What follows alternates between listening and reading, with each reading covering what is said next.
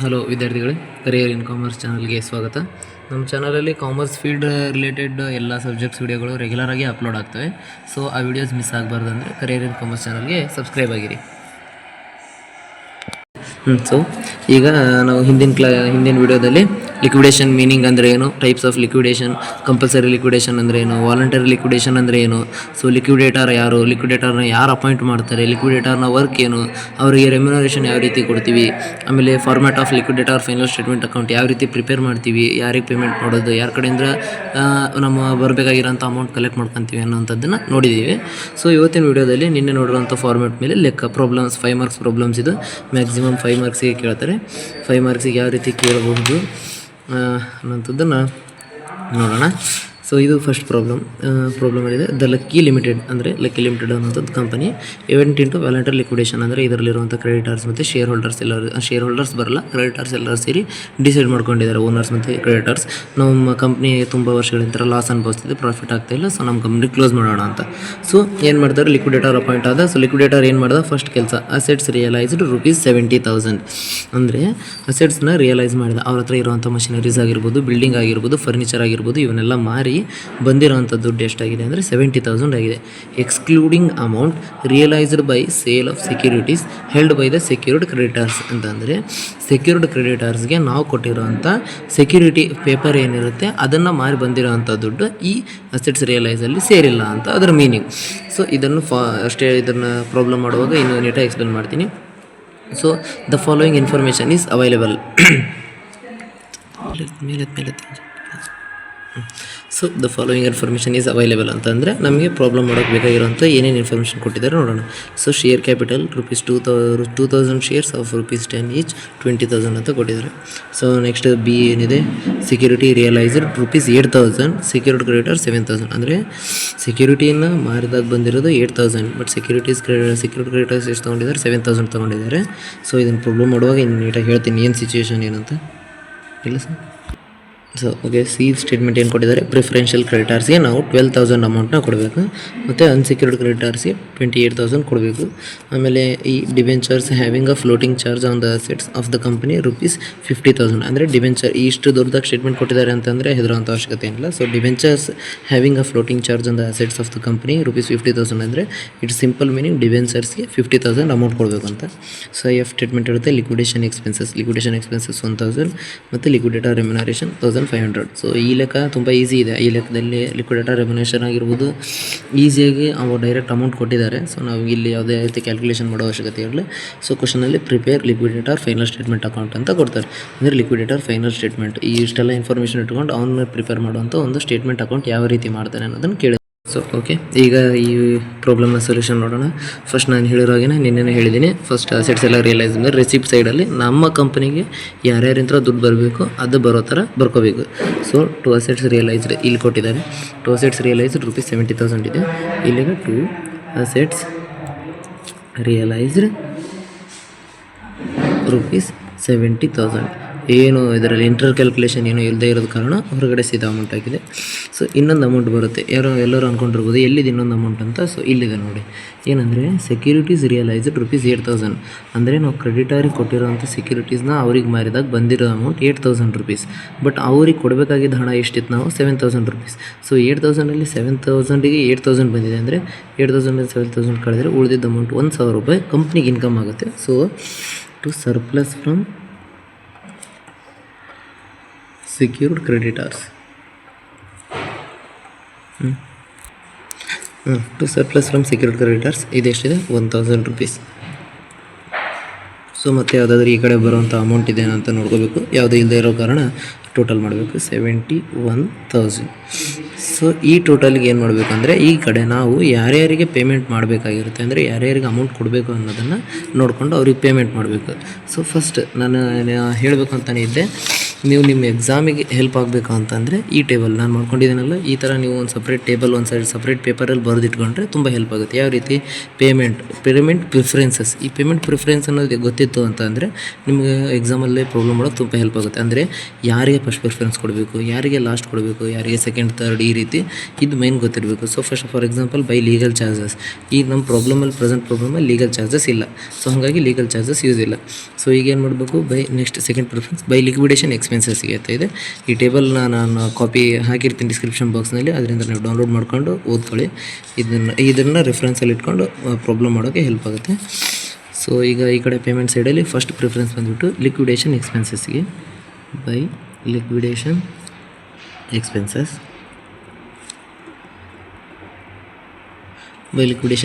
Liquidation expenses ಪ್ರಾಬ್ಲಮಲ್ಲೇ ಕೊಟ್ಟಿದ್ದಾರೆ 1000 rupees ಅಂತ, 1000 rupees. So next second preference ಏನಿದೆ? By liquidator remuneration.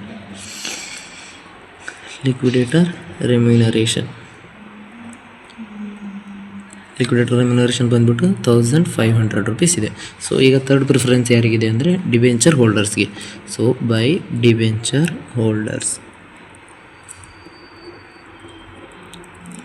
ಹೋಲ್ಡರ್ಸ್ಗೆ ಎಷ್ಟು ಕೊಡಬೇಕು ಆಗಲೇ ಹೇಳಿದೆ. ಡಿಬೆಂಚರ್ ಹೋಲ್ಡರ್ಸ್ಗೆ ಹ್ಯಾವಿಂಗ್ ಫ್ಲೋಟಿಂಗ್ ಚಾರ್ಜ್ ಅಂತ ಒಂದು ಸ್ಟೇಟ್ಮೆಂಟ್ ಬಗ್ಗೆ ಹೇಳಿದ್ನಲ್ವ, 50,000 ರೂಪೀಸ್ ಅವರಿಗಿದೆ. ಈ 50,000 ರೂಪೀಸ್ನ ಅವರಿಗೆ ಪೇಮೆಂಟ್ ಮಾಡಬೇಕು, 50,000 ರೂಪೀಸ್. ಸೊ ನೆಕ್ಸ್ಟ್ ಯಾರಿಗೆ ಕೊಡಬೇಕು? ಪ್ರಿಫರೆನ್ಷಿಯಲ್ ಕ್ರೆಡಿಟಾರ್ಸ್ ಅಂತ ಇದೆ. ಪ್ರಿಫರೆನ್ಷಿಯಲ್ ಕ್ರೆಡಿಟಾರ್ಸ್ಗೆ 12,000 ಕೊಡಬೇಕಾಗಿದೆ. By preferential creditors. ನಾನು ಕ್ರೆಡಿಟಾರ್ಸ್ಗೆ ಶಾರ್ಟ್ಕಟ್ಟಾಗಿ CRS ಅಂತ ಬರಿತೀನಿ, ಸೊ ನೀವು ಅರ್ಥ ಮಾಡ್ಕೊಳ್ಳಿ, ಅದು ಕ್ರೆಡಿಟಾರ್ಸ್ ಅಂತ ಹೇಳ್ಬಿಟ್ಟು 12,000 ರೂಪೀಸ್. ಅಂದರೆ ನಮ್ಮ ಹತ್ರ ಎಲ್ಲಿವರೆಗೂ ಪೇಮೆಂಟ್ ಮಾಡೋಕೆ ಅಮೌಂಟ್ ಇರುತ್ತೋ ಅಲ್ಲಿವರೆಗೂ ನಾವು ಪೇಮೆಂಟ್ ಮಾಡ್ತಾ ಹೋಗ್ತೀವಿ. ಸೊ ಇದಾದಮೇಲೆ ನೆಕ್ಸ್ಟ್ ಬರುವಂಥವ್ರೆ ಬೈ ಅನ್ಸೆಕ್ಯೂರ್ಡ್ ಕ್ರೆಡಿಟಾರ್ಸ್ ಅಂತ.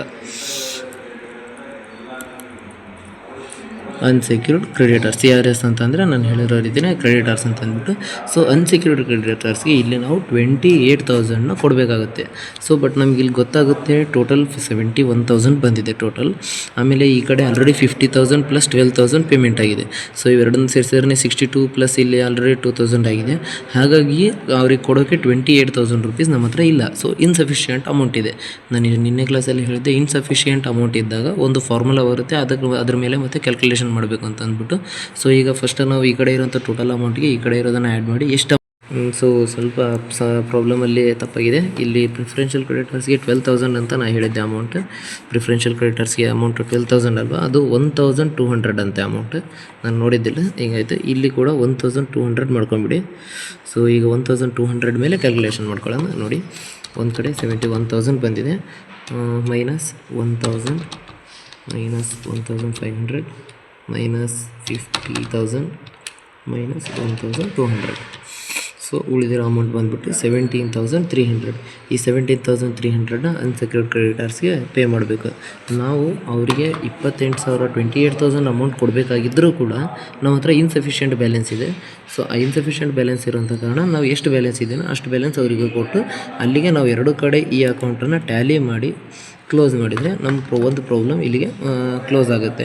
ಸೊ ಒಂದೊಂದು ಟೈಮಲ್ಲಿ ಏನಾಗಿರುತ್ತೆ ಅಂದರೆ ಲಿಕ್ವಿಡೇಟರ್ಗೆ ರೆಮ್ಯುನರೇಷನ್ ಅನ್ಸೆಕ್ಯೂರ್ಡ್ ಕ್ರೆಡಿಟರ್ಸಿಗೆ ಕೊಡುವಂಥ ಅಮೌಂಟಲ್ಲೇ ತೆಗೆದುಕೊಡಿ ಇಷ್ಟು ಪರ್ಸೆಂಟೇಜ್ ಅಂತ, ಈ ಥರ ಎಲ್ಲ ಸಿಚುವೇಷನ್ಸ್ ಬರ್ತಾ ಇರುತ್ತೆ. ನಾವು ಆ ಸಿಚುವೇಷನ್ಸ್ ಮೇಲ್ಗಡೆ ಮುಂದೆ ವೀಡಿಯೋ ಮಾಡ್ತಾ ಹೋಗ್ತೀವಿ. ಅದ್ರ ಪ್ರಾಬ್ಲಮ್ಸ್ನು ಮಾಡೋಣ. ಎರಡನೇ ಪ್ರಾಬ್ಲಮ್ ಅದೇ ಥರನೇ ಇದೆ, ನೋಡೋಣ. ಸೊ ಇಲ್ಲಿಗೆ ಈ ಲೆಕ್ಕ ಮುಗಿಯುತ್ತೆ. ಅಂದರೆ ಈ ಲೆಕ್ಕದಲ್ಲಿ ಮೇನ್ ಏನಿರುತ್ತೆ ಅಂದರೆ ನಮಗೆ ಬರುವಂಥ ಅಮೌಂಟನ್ನು ಬರ್ಕೊಂಡು ಅದನ್ನು ಆ್ಯಡ್ ಮಾಡಿ, ಸೊ ನಮಗೆ ಯಾರ್ಯಾರಿಗೆ ಕೊಡಬೇಕಂತಂದು ಪ್ರಾಬ್ಲಮಲ್ಲಿ ಮೆನ್ಷನ್ ಮಾಡಿರ್ತಾರೆ. ಸೊ ಇಲ್ಲಿ ನೋಡಿ, ಆಮೇಲೆ ಇನ್ನೊಂದೇನು ಇಲ್ಲಿ ನೋಡಿ, ಈ ಪಾಯಿಂಟಲ್ಲಿ ಮೆನ್ಷನ್ ಮಾಡಿದ್ದಾರೆ ಶೇರ್ ಕ್ಯಾಪಿಟಲ್ 2,000 ಶೇರ್ಸ್ ಆಫ್ 10,000 ಅಂದರೆ 20,000 ನಾವು ಶೇರ್ ಹೋಲ್ಡರ್ಸಿಗೆ ಕೂಡ ಕೊಡಬೇಕಾಗಿತ್ತು. ಬಟ್ ನಮಗಿಲ್ಲಿ ಅನ್ಸೆಕ್ಯೂರ್ಡ್ ಕ್ರೆಡಿಟರ್ಸ್ಗೆ ಕೊಡೋಕೆ ಇನ್ನೂ ಉಳಿದಿದೆ ಬ್ಯಾಲೆನ್ಸ್, ಅವ್ರಿಗೆ ಇನ್ನೂ ಕೊಡಬೇಕಾಗಿತ್ತು. ಸೊ ಅವರಿಗೆ ಕೊಡೋಕೆ ಅಮೌಂಟ್ ಇಲ್ಲದೆ ಇರೋ ಕಾರಣ ನಾವು ಇವರಿಗೆ ಕೊಟ್ಟಿಲ್ಲ ಅಂದಾಗ ಶೇರ್ ಹೋಲ್ಡರ್ಸಿಗೆ ಕೊಡೋಕ್ಕಾಗೋದಿಲ್ಲ. ಸೊ ಇಲ್ಲಿಗೆ ಒಂದೇ ಪ್ರಾಬ್ಲಮ್ ಮುಗೀತು. ಸೊ ಈಗ ಎರಡನೇ ಪ್ರಾಬ್ಲಮ್ ನೋಡೋಣ. ಇದು ಒಂದು ಸ್ವಲ್ಪ ಅದಕ್ಕಿಂತ ಡಿಫ್ರೆಂಟ್ ಆಗಿದೆ, ಓದ್ಕೊಳ್ಳೋಣ. The bad luck limited went into voluntary liquidation ಅಂದರೆ ಆನ್ 31/3/2022. ಸೊ ನಿಮಗೆ ಡೇಟ್ ಏನಾದರೂ ಮೆನ್ಷನ್ ಮಾಡಿದರೆ ಇದೇನಾದರೂ ಪ್ರಾಬ್ಲಮ್ ಡೇಟ್ ಯೂಸ್ ಆಗುತ್ತಾ? ಡೇಟ್ ಏನು ಯೂಸ್ ಆಗೋಲ್ಲ. ಸೊ ಅದನ್ನು ಏನು ಜಸ್ಟ್ ಇನ್ಫಾರ್ಮೇಷನ್ಗೋಸ್ಕರ ಕೊಟ್ಟಿರ್ತಾರೆ. So bad luck limited went into voluntary liquidation ಅಂದರೆ ಅವರು ಡಿಸೈಡ್ ಮಾಡ್ಕೊಂಡು ಲಿಕ್ವಿಡೇಟ್ ಆಗ್ತಾ ಇದ್ದಾರೆ. When its liability were as under ಅಂತಂದರೆ ಕೆಳಗಡೆ ಲಯಬಿಲಿಟಿ ಬಗ್ಗೆ ಡೀಟೇಲ್ಸ್ ಕೊಟ್ಟಿದ್ದಾರೆ ಅಂತ ಅರ್ಥ. ಸೊ ಏನು ಸೆಕ್ಯೂರ್ಡ್ ಕ್ರೆಡಿಟರ್ಸ್ 20,000 ಅವ್ರಿಗೆ ಕೊಡಬೇಕಾಗಿದೆ. ಪ್ರಿಫರೆನ್ಸ್ ಕ್ರೆಡಿಟರ್ಸ್ ಅಂದರೆ 4,000, ಅನ್ಸೆಕ್ಯೂರ್ಡ್ ಕ್ರೆಡಿಟರ್ಸ್ಗೆ 50,000 ಕೊಡಬೇಕು. Next the liquidators realised rupees to 25,000 from securities held by secured creditors and rupees 6,000 from other assets ಅಂತ ಅಂದರೆ ಈಗ ನಮಗೆ ಅಸೆಟ್ಸ್ ರಿಯಲೈಸ್ ಆಗಿ ಬಂದಿರೋ ಅಸೆಟ್ಸ್ ದುಡ್ಡು ಅಷ್ಟೇ ಅಲ್ಲದೆ ಈ 6,000 from other assets extra amount ಕೂಡ ಆ್ಯಡ್ ಮಾಡ್ಕೋಬೇಕಾಗಿದೆ. Next cash in hand amounted rupees 1,100 ಅಂದರೆ ಕಂಪ್ನಿ ಓನರ್ ಕೈಯಲ್ಲಿ ಕ್ಯಾಶ್ ಎಷ್ಟಿದೆ ಅಂತಂದರೆ 1,100 rupees ಇದೆ. The cost of liquidation amounted to rupees 1,990 and liquidation remuneration was fixed at 3%. ನೋಡಿ, ಹಿಂದಿನ ಪ್ರಾಬ್ಲಮಲ್ಲಿ ಡೈರೆಕ್ಟಾಗಿ 1,500 ಅಂತ ಅಮೌಂಟ್ ಕೊಟ್ಟಿದ್ರು, ನಾವು ಹಾಕ್ಕೊಂಡಿದ್ವಿ. ಸೊ ಇಲ್ಲಿ ಪರ್ಸೆಂಟೇಜ್ ಇದರಲ್ಲಿ ಕೊಟ್ಟಿದ್ದಾರೆ. ಯಾವ ರೀತಿ was fixed at 3% on amount of assets realised. ಅಂದರೆ ಅವನು ಎಷ್ಟು ಅಸೆಟ್ಸಿಂತ ರಿಯಲೈಸ್ ಮಾಡಿ ಅಮೌಂಟ್ ಇಟ್ಕೊಂಡಿರ್ತಾನೋ ಅಷ್ಟು ಅಮೌಂಟಲ್ಲಿ ಇವನಿಗೆ 3% ಕೊಡಬೇಕು. ಆ್ಯಂಡ್ ಇಲ್ಲಿಗೆ ಮುಗ್ದಿಲ್ಲ ಅವನ remuneration. And 2% on the amount distributed to unsecured creditors. ಅಂದರೆ ಅನ್ಸೆಕ್ಯೂರ್ಡ್ ಕ್ರೆಡಿಟರ್ಸ್ಗೆ ಇಲ್ಲಿ 50,000 ಕೊಡಬೇಕು. ಬಟ್ ಅಟ್ ದ ಎಂಡಲ್ಲಿ ನಮಗೆ ಎಷ್ಟು ಅಮೌಂಟ್ ಉಳಿಯುತ್ತೆ, ಎಷ್ಟು ನಾವು ಕೊಡ್ತೀವಿ ಅನ್ಸೆಕ್ಯೂರ್ಡ್ ಕ್ರೆಡಿಟರ್ಸ್ಗೆ ಅದೇನು ಡಿಸೈಡ್ ಆಗಿರಲ್ಲ. ಅದರ ಮೇಲ್ಗಡೆನೇ ನಾವು ಇವನಿಗೆ 2% ಕೊಡಬೇಕು. ಸೊ 2 + 3 ಟೋಟಲ್ 5% ರೆಮ್ಯುನರೇಷನ್ ಕೊಡಬೇಕಾಗಿರುತ್ತೆ. So prepare liquidator final statement account. ಈ ಲಿಕ್ವಿಡೇಟರ್ ಫೈನಲ್ ಸ್ಟೇಟ್ಮೆಂಟ್ ಅಕೌಂಟ್ನ ಪ್ರಿಪೇರ್ ಮಾಡಿರಿ ಅಂತ ಕ್ವಶನ್. ಸೊ ಈಗ ಈ ಪ್ರಾಬ್ಲಮ್ನ ಸೊಲ್ಯೂಷನ್ ನೋಡೋಣ. ಸೊಲ್ಯೂಷನ್ ಏನಿದೆ, ಫಸ್ಟ್ ನಾನು ಆಲ್ರೆಡಿ ಹಿಂದಿನ ಪ್ರಾಬ್ಲಮಲ್ಲೇ ಹೇಳಿದ್ದೀನಿ. ಹಿಂದಿನ ಪ್ರಾಬ್ಲಮಲ್ಲಿ ಏನು ಹೇಳಿದ್ದೀನಿ ಅಂತಂದರೆ, ಫಸ್ಟ್ ಈ ಕಡೆ ರಿಸಿಪ್ಟ್ ಸೈಡ್ ಅಂತಂದರೆ ನಮಗೆ ಅಮೌಂಟ್ ಬರಬೇಕಾಗಿರೋಂಥದ್ದನ್ನು ನಾವು ಮಾಡ್ಕೋಬೇಕು. ಸೊ ಪ್ರಾಬ್ಲಮಲ್ಲಿ ಕೊಟ್ಟಿದ್ದಾರೆ, ಇಲ್ಲಿ ನೋಡಿ ಇದೆ cash in hand amounted rupees 1,100.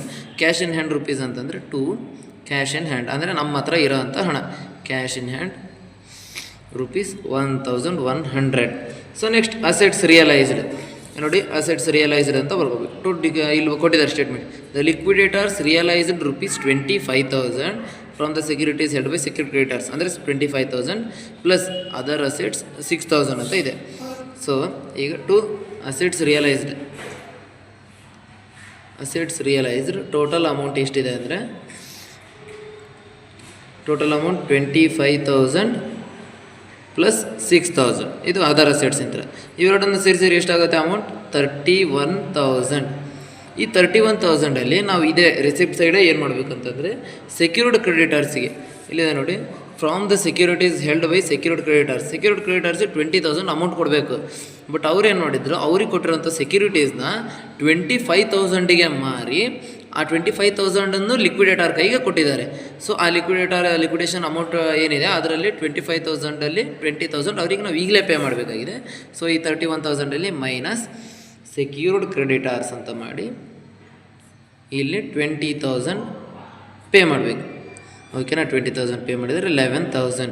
ಈ ಕಡೆ 11,000. ಈಗ 1,100 ಪ್ಲಸ್ 11,000 ಮಾಡಿದರೆ ಟೋಟಲ್ ಅಮೌಂಟ್ 12,100 ಬರುತ್ತೆ. ಈ 12,100 ಅಮೌಂಟಲ್ಲಿ ನಾವು ಉಳಿದಿರೋ ಅಂಥವ್ರಿಗೆಲ್ಲ ಪೇಮೆಂಟ್ ಮಾಡಬೇಕು. ಸೊ ಎಷ್ಟು ಪೇಮೆಂಟ್ ಮಾಡೋಕ್ಕಾಗುತ್ತೆ ನೋಡಿ. ಫಸ್ಟ್ ನಾನು ಹೇಳಿದ್ದೀನಿ ಆರ್ಡರ್ ವೈಸ್ ಬರಬೇಕು ಅಂತಂದು. First legal charges, next liquidator expenses, ಇಲ್ಲ liquidation expenses, liquidator remuneration, next preference creditors, unsecured creditors, preferential shareholders, equity shareholders. ಈ ರೀತಿ ಒಂದು ಆರ್ಡರಲ್ಲಿ ನೀವು ಮಾಡಿದಾಗ ನಿಮಗೆ ಪ್ರತಿಯೊಂದು ಪ್ರಾಬ್ಲಮ್ ಕೂಡ ಈಸಿ ಆಗ್ತವೆ. ಪೇಮೆಂಟ್ ಸೈಡ್ ಬರುವಂಥ ಒಂದು ಆರ್ಡರ್ನ ನೆನ್ಪಿಟ್ಕೊಂಡಿರಿ. ಸೊ ಫಸ್ಟ್ ಏನು ಬರುತ್ತೆ, ಬೈ ಲೀಗಲ್ ಚಾರ್ಜಸ್. ನಮ್ಮ ಪ್ರಾಬ್ಲಮಲ್ಲಿ ಲೀಗಲ್ ಚಾರ್ಜಸ್ ಇಲ್ಲ. ಬೈ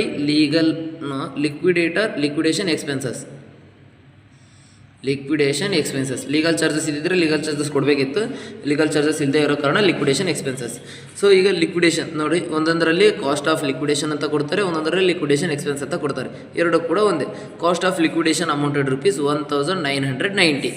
ಈಗ ಸೊ ಬೈ ಲಿಕ್ವಿಡೇಷನ್ ಎಕ್ಸ್ಪೆನ್ಸಸ್ ಎಷ್ಟಾಗಿದೆ? 1,990. Next second preference by liquidator remuneration. ಇದು ಈ ಪ್ರಾಬ್ಲಮಲ್ಲಿ ಮೇಯ್ನಾಗಿ ಆಗಿರೋಂಥ ಚೇಂಜಸ್. ನಾವು ಹಿಂದಿನ ಪ್ರಾಬ್ಲಮ್ಗೂ ಈ ಪ್ರಾಬ್ಲಮ್ಗೆ ನೋಡಬೇಕಾಗಿದ್ದರೆ ಆಗಿರೋಂಥ ಮೇನ್ ಚೇಂಜಸ್ ಇದೆ. ಏನು? Liquidator remuneration. ಅಲ್ಲಿ ಏನು ಕೊಟ್ಟಿದ್ರು, ಡೈರೆಕ್ಟಾಗಿ 1,500 rupees ಅಂತ ಕೊಟ್ಟಿದ್ರು. ಸೊ ನಾವು ಡೈರೆಕ್ಟಾಗಿ ಅಮೌಂಟ್ ಔಟರ್ ಕಾಲಮಲ್ಲಿ ಹಾಕಿ ಪೇಮೆಂಟ್ ಮಾಡಿದ್ವಿ. ಬಟ್ ಇಲ್ಲಿ ಏನು ಕೊಟ್ಟಿದ್ದಾರೆ ಪ್ರಾಬ್ಲಮಲ್ಲಿ ನೋಡಿ, 3% on amount of assets realised and 2% on the amount distributed to unsecured creditors ಅಂತ ಹೇಳಿದ್ದಾರೆ. ಸೊ ಹಾಗಾಗಿ ಏನು ಮಾಡಬೇಕು, 3% ಆನ್ ಅಸೆಟ್ಸ್ ರಿಯಲೈಸ್ಡ್. ಸೊ ನಮ್ಮ ಟೋಟಲ್ ಅಸೆಟ್ಸ್ ರಿಯಲೈಸ್ಡ್ ಅಮೌಂಟ್ ಎಷ್ಟಿದೆ ಅಂದರೆ 31,000 ಇದೆ. ಟೋಟಲ್ ಅಸೆಟ್ಸ್ ರಿಯಲೈಸ್ಡ್ ಎಷ್ಟಿದೆ? 31,000. ಈ 31,000 ಮೇಲ್ಗಡೆ ನಾವು ಅವ್ರಿಗೆ ಏನು ಕೊಡಬೇಕು? 3% remuneration equals 31,000 into 3 divided by 100. 31,000 ಮೇಲೆ 3%. 31,000 ಇಂಟು 3%. ನಾವು 930 ಬಂತು. 930ನ ಇನ್ನರ್ ಕಾಲಮಲ್ಲೇ ಹಾಕೋಬೇಕು. ಏನಕ್ಕಪ್ಪ ಅಂದರೆ ಇನ್ನೂ ಅವರು ಹೇಳಿದ್ದಾರೆ 2% on the amount distributed to unsecured creditors ಅಂತ. ಅಂದರೆ ಅನ್ಸೆಕ್ಯೂರ್ಡ್ ಕ್ರೆಡಿಟಾರ್ಸಿಗೆ ಕೊಡಬೇಕಾಗಿರೋಂಥ ಅಮೌಂಟಲ್ಲಿ 2% ರೆಮ್ಯುನರೇಷನ್ ಇವ್ನಿಗೆ ಕೊಡಬೇಕು ಅಂತಂದು. ಸೊ ಹಾಗಾಗಿ ನಾವು ಪ್ರಾಬ್ಲಮಲ್ಲಿ ಏನು ಮಾಡಬೇಕು, ಇಲ್ಲಿ 2% ಅಂತ ಮೆನ್ಷನ್ ಮಾಡಿ ಅದನ್ನು ಗ್ಯಾಪ್ ಬಿಟ್ಟು ಮುಂದಕ್ಕೆ ಹೋಗೋಣ. ಯಾಕಂದರೆ ನಮಗಿನ್ನು ಅನ್ಸೆಕ್ಯೂರ್ಡ್ ಕ್ರೆಡಿಟರ್ಸ್ ಪ್ರಿಫರೆನ್ಸ್ ಎಲ್ಲಿ ಬರುತ್ತೆ, 6th ಇಲ್ಲ 7th ಅನ್ಸೆಕ್ಯೂರ್ಡ್ ಕ್ರೆಡಿಟರ್ಸ್ ಬರ್ತಾರೆ. ಸೊ ಹಾಗಾಗಿ ನಾವು ಅವ್ರಿಗಿಂತ ಮುಂಚೆ ಇನ್ನೂ ಯಾರ್ಯಾರಿಗೆ ಪೇಮೆಂಟ್ ಮಾಡಬೇಕಾಗಿದೆ ಅವರಿಗೆಲ್ಲ ಮಾಡಿಬಿಡೋಣ. ಸೊ ಅವ್ರಿಗಿಂತ ಮುಂಚೆ ಯಾರಿಗೆ ಮಾಡಬೇಕು, ಪ್ರಿಫರೆನ್ಸ್ ಕ್ರೆಡಿಟಾರ್ಸ್ಗೆ ಅಂತ ಮಾಡಬೇಕು. ಪ್ರಿಫರೆನ್ಸ್ ಕ್ರೆಡಿಟಾರ್ಸ್ಗೆ ಎಷ್ಟು, 4,000 ರೂಪೀಸ್ ಮಾಡಬೇಕಾಗಿದೆ. Preference creditors by preference creditors ಎಷ್ಟು, 4,000 ರೂಪೀಸ್ ಮಾಡಬೇಕು. ಸೊ ಈಗ ನಮ್ಮ ಹತ್ರ ಇರೋದು ಟೋಟಲ್ 12,100 ರೂಪೀಸ್ ಇತ್ತು. ಈಗ ಬೈ ಪ್ರಿಫರೆನ್ಸ್ ಕ್ರೆಡಿಟಾರ್ಸಿಗೆ 4,000 ಕೊಟ್ವಿ. ಈಗ ಏನಪ್ಪ ಮೇನ್ ಸ್ಟೆಪ್ ಅಂದರೆ ಇದು ತುಂಬ ಇಂಪಾರ್ಟೆಂಟ್. ಏನಕ್ಕಂದರೆ ಈಗ ಪ್ರಿಫರೆನ್ಸ್ ಕ್ರೆಡಿಟಾರ್ಸ್ ಆದಮೇಲೆ ನಾವು ಕೊಡಬೇಕಾಗಿರೋದೇ ಅನ್ಸೆಕ್ಯೂರ್ಡ್ ಕ್ರೆಡಿಟಾರ್ಸಿಗೆ. ಅನ್ಸೆಕ್ಯೂರ್ಡ್ ಕ್ರೆಡಿಟರ್ಸ್ಗೆ ಎಷ್ಟು ಕೊಡಬೇಕು ಅಂತ ಹೇಳಿದ್ದೆ ನಾನು, 50,000 ಕೊಡಬೇಕಂತ ಹೇಳಿದ್ದೆ. ಸೊ ಇಲ್ಲಿ ಏನಾಗಿದೆ, ಒಂದು ಸೈಡ್ ರೆಸಿಪ್ಟ್ ಸೈಡ್ ಬಂದಿರೋ ಅಮೌಂಟೇ ನಮಗೆ 12,100 ಇದೆ. ಬಟ್ ನಾವು 50,000 ಎಲ್ಲಿಂದ ಪೇಮೆಂಟ್ ಮಾಡೋದು ಅವರಿಗೆ, ಸೊ ಪೇಮೆಂಟ್ ಮಾಡೋಕೆ ಅಮೌಂಟ್ ಇಲ್ಲ. ಬಟ್ ಆದರೂ ಅನ್ಸೆಕ್ಯೂರ್ಡ್ ಕ್ರೆಡಿಟರ್ಸಿಗೆ ಕೊಡೋವಂಥ ಅಮೌಂಟಲ್ಲೇ 2%ನ ನಾವು ಯಾರಿಗೆ ಕೊಡಬೇಕಾಗಿದೆ, ಅವರಿಗೆ ಲಿಕ್ವಿಡೇಟರಿಗೆ ರೆಮ್ಯುನರೇಷನ್ನ ಕೊಡಬೇಕಾಗಿದೆ. ಸೊ ಈಗ ನೋಡೋಣ ಎಷ್ಟು ಅಮೌಂಟ್ ಉಳಿದಿದೆ ನಮ್ಮ ಹತ್ರ ಅನ್ನೋದನ್ನು ನೋಡ್ಕೋಬೇಕು. ಫಸ್ಟ್ ಈ ಕಡೆ ಟೋಟಲ್ ಎಷ್ಟಿದೆ, 12,100 ರೂಪಾಯಿ ಉಳಿದಿದೆ. 12,100 ರೂಪಾಯಿದಲ್ಲಿ ಮೈನಸ್ 1,990 ಮೈನಸ್ ಇಲ್ಲಿರೋಂಥ 930 ರೂಪೀಸ್. ಇದನ್ನು ಕೂಡ ತೊಗೋಬೇಕಿದೆ. ಇನ್ನರ್ ಕಾಲಮಲ್ಲಿ ಇದ್ದರೂ ಕೂಡ ಕ್ಯಾಲ್ಕುಲೇಷನಿಗೆ ಆ್ಯಡ್ ಮಾಡೋದು. ಮೈನಸ್ 930 ಅದಾದಮೇಲೆ ಮೈನಸ್ 4,000 ರೂಪೀಸ್. ಇಷ್ಟನ್ನು ಮೈನಸ್ ಮಾಡಿದಾಗ ಅಮೌಂಟ್ ಎಷ್ಟು ಬರುತ್ತಪ್ಪ ಅಂತಂದರೆ 5,180 ರೂಪೀಸ್ ಬರುತ್ತೆ. ಈ 5,180 ರೂಪೀಸ್ ನಾವು 50,000 ಪೇಮೆಂಟ್ ಮಾಡೋಕ್ಕಾಗೋದಿಲ್ಲ. ಸೊ ನಮ್ಮ ಹತ್ರ ಶಾರ್ಟೇಜ್ ಆಫ್ ಅಮೌಂಟ್ ಉಳಿದಿದೆ. ಇಲ್ಲೇ ಒಂದು ಫಾರ್ಮುಲಾ ನಾನು ಎಸ್ಟರ್ಡೇ ಹಿಂದಿನ ಪ್ರಾಬ್ಲಮ್ ಮಾಡುವಾಗ ಹಿಂದಿನ ವಿಡಿಯೋದಲ್ಲಿ ಥಿಯರಿ ಎಕ್ಸ್ಪ್ಲೇನ್ ಮಾಡುವಾಗ ಹೇಳಿದ್ದೆ. If any shortage of amount ಇದ್ದಾಗ, ಅಂದರೆ ಇಫ್ ಶಾರ್ಟೇಜ್ ಆಫ್ ಅಮೌಂಟ್ ಇದ್ದಾಗ ಲಿಕ್ವಿಡೇಟರಿಗೆ ಯಾವ ರೀತಿ ರೆಮ್ಯುನರೇಷನ್ ಕೊಡ್ತೀವಿ ಅಂತ. ಇಫ್ ಶಾರ್ಟೇಜ್ ಆಫ್ ಅಮೌಂಟ್ ಇದ್ದಾಗ ಒಂದು ಫಾರ್ಮುಲಾ ಹೇಳಿದ್ದೆ, ಯಾವ ರೀತಿ ಅವ್ರಿಗೆ ರೆಮ್ಯುನರೇಷನ್ ಕೊಡೋದು ಅಂತಂದು. ರೆಮ್ಯುನರೇಷನ್ ಈಕ್ವಲ್ಸ್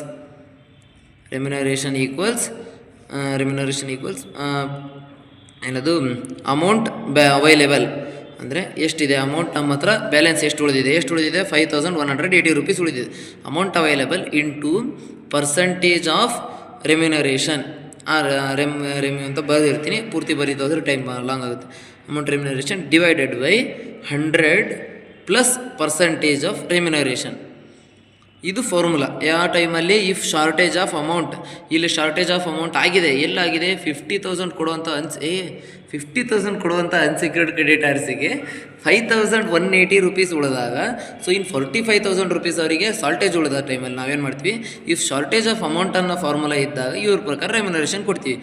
ಸೊ ಇಲ್ಲೇನಾಗಿದೆ, ಯಾವಾಗ ನಾವು 12,100 ರೂಪಾಯಿ ಬಂದು ಅದರೊಳಗಡೆ ಈ ಕಡೆಗಿರೋವಂಥವನ್ನ ಲೆಸ್ ಮಾಡಬೇಕು ಅಂತ ಹೇಳ್ತೀವೋ, ಆ ಟೈಮಲ್ಲಿ 12,100 ರೂಪಾಯಿ ಪ್ಲಸ್ 12,100 ಮೈನಸ್ 1,990 ಮೈನಸ್ 930 ಇಲ್ಲಿಗೆ ಎಂಡ್ ಆಗುತ್ತಿದ್ದು. ಸೊ ಪ್ರಿಫರೆನ್ಸ್ ಕ್ರೆಡಿಟಾರ್ಸ್ನ ನಾವು ಮೈನಸ್ ಮಾಡೋಕ್ಕೆ ಆ್ಯಡ್ ಮಾಡೋಕ್ಕಾಗೋದಿಲ್ಲ, ಮೈನಸ್ ಮಾಡಬಾರ್ದು. ಸೊ 5,180ಗೆ 4,000 ಸೇರಿಸ್ಬೇಕು.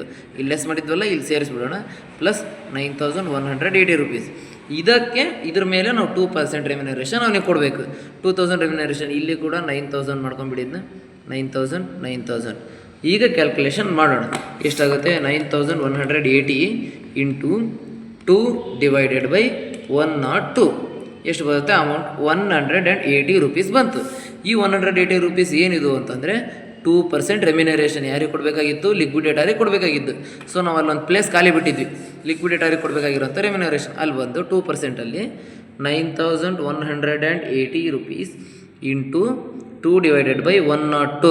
ಪರ್ಸೆಂಟೇಜ್ ಮಾಡ್ತಾ ಇದ್ದರೂ ಕೂಡ ನೀವು ಕೆಳಗಡೆ 100 ಬರೀಬೇಕಂತ ಇರೋ ಜಾಗಕ್ಕೆ 102 ಬರೀಬೇಕು. ಯಾಕಂದರೆ ಅಕಾರ್ಡಿಂಗ್ ಟು ಫಾರ್ಮುಲಾ ಬರೆದು ಕ್ಯಾಲ್ಕುಲೇಷನ್ ಮಾಡಿದಾಗ ಬಂದಿದ್ದ ಅಮೌಂಟ್ ಎಷ್ಟಿತ್ತು, 180 ರೂಪೀಸ್ ಇತ್ತು, 180 ರೂಪೀಸ್. ಸೊ ಇವೆರಡು 930 ಪ್ಲಸ್ 180ನ ಇವೆರಡನ್ನ ಆ್ಯಡ್ ಮಾಡಿ ಅಮೌಂಟ್ ಔಟ್ಪುಟ್ಟಲ್ಲಿ ಹಾಕಬೇಕು. ಎಷ್ಟಾಗುತ್ತೆ, 930 ಪ್ಲಸ್ 180 1110 rupees ಬಂತು. ಸೊ ಪ್ರಿಫರೆನ್ಸ್ ಕ್ರೆಡಿಟರ್ಸ್ಗೆ ಕೊಟ್ಟಿದ್ದೀವಿ. ಈಗ ಉಳಿದಿರೋಂಥ 9000ಅಲ್ಲಿ 9000 rupees ಉಳಿದಾಗ ನಾವು 4000 ಆಲ್ರೆಡಿ ಕೊಟ್ಟಿದ್ದೀವಿ. ಸೊ ಇನ್ನೆಷ್ಟು ಉಳಿದಿದೆ ನಮ್ಮ ಹತ್ರ ಅಮೌಂಟ್ ಅಂತ ಕ್ಯಾಲ್ಕುಲೇಷನ್ ಮಾಡ್ಕೊಳ್ಳೋಣ. ಅಷ್ಟನ್ನು ನಾವು ಯಾರಿಗೆ ಅನ್ಸೆಕ್ಯೂರ್ಡ್ ಕ್ರೆಡಿಟರ್ಸ್ಗೆ ಕೊಡಬೇಕು.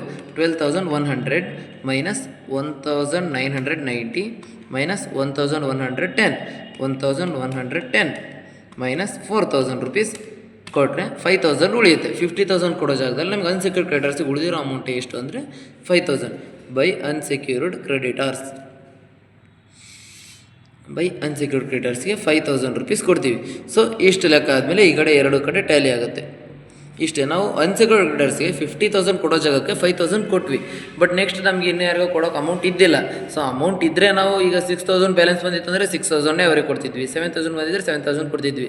ಸೊ ಮೇನ್ ಏನಪ್ಪ ಅಂದರೆ ಪ್ರಿಫರೆನ್ಸ್ ಇಲ್ಲಿ ಯಾರಿಗೆ ಫಸ್ಟ್ ಕೊಡಬೇಕು, ಯಾರಿಗೆ ಸೆಕೆಂಡ್ ಕೊಡಬೇಕು, ಯಾರಿಗೆ ಥರ್ಡ್ ಕೊಡಬೇಕು, ಯಾರಿಗೆ ಫೋರ್ತ್ ಕೊಡಬೇಕು ಅನ್ನೋಂಥ ಪ್ರಿಫರೆನ್ಸ್ ನಮಗೆ ಗೊತ್ತಿತ್ತು ಅಂತ ಅಂದಾಗ ನಾವು ಈಸಿಯಾಗಿ ಪೇಮೆಂಟ್ ಮಾಡಿ ಇದನ್ನು ಟ್ಯಾಲಿ ಮಾಡಬೇಕಾಗುತ್ತೆ.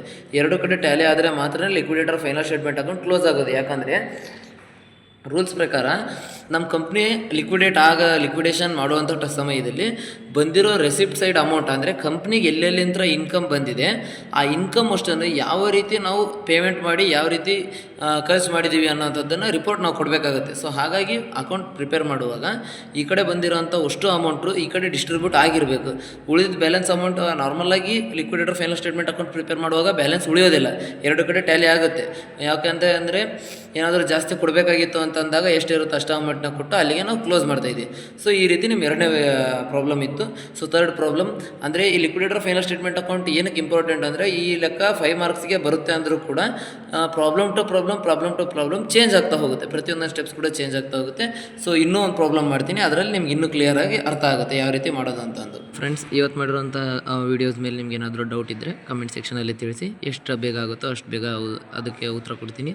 ಸೊ ನಮ್ಮ ಚಾನಲ್ ಡಿಸ್ಕ್ರಿಪ್ಷನ್ ಬಾಕ್ಸ್ನಲ್ಲಿ ವಿಡಿಯೋದಲ್ಲಿ ವಾಟ್ಸಪ್ ಚಾನಲ್ ಲಿಂಕ್ ಇದೆ. ಅದರಲ್ಲಿ ಕೂಡ ರೆಗ್ಯುಲರಾಗಿ ನೀವು ಯಾವ ನೋಟ್ಸ್ ರಿಕ್ವೆಸ್ಟ್ ಮಾಡ್ತೀರಾ ಆ ನೋಟ್ಸ್ ಅಪ್ಲೋಡ್ ಮಾಡ್ತಾ ಇದ್ದೀನಿ. ನೆಕ್ಸ್ಟ್ ಅದರಲ್ಲಿ ಡೈಲಿ ಅಪ್ಲೋಡ್ ಆಗೋಂಥ ವೀಡಿಯೋಸ್ ಲಿಂಕ್ಗಳ್ನು ಕೂಡ ಡೈರೆಕ್ಟಾಗಿ ಕಳಿಸ್ತಾ ಇರ್ತೀನಿ. ಆಮೇಲೆ ಇವತ್ತು ಮಾಡಿರುವಂಥ ಸಬ್ಜೆಕ್ಟ್ನ ರಿಲೇಟೆಡ್ PDF ಡಿಸ್ಕ್ರಿಪ್ಷನ್ ಬಾಕ್ಸ್ನಲ್ಲಿ ಲಿಂಕ್ ಇದೆ. ಅದರಿಂದ ನಾವು ವೀಡಿಯೋ ಮಾಡಿದ್ದಂಥ ಸಬ್ಜೆಕ್ಟ್ ಮೇಲೆ ನೋಟ್ಸ್ ಮಾಡ್ಕೋಬೋದು. ಸೊ ನಿಮಗೆ ಕಾಮರ್ಸ್ ಫ್ರೆಂಡ್ಸ್ಗಳಿಗೂ ಕೂಡ ಈ ವಿಡಿಯೋ ಶೇರ್ ಮಾಡಿ. ಮುಂದಿನ ವಿಡಿಯೋದಲ್ಲಿ ಮತ್ತೆ ಭೇಟಿಯಾಗೋಣ. Thank you.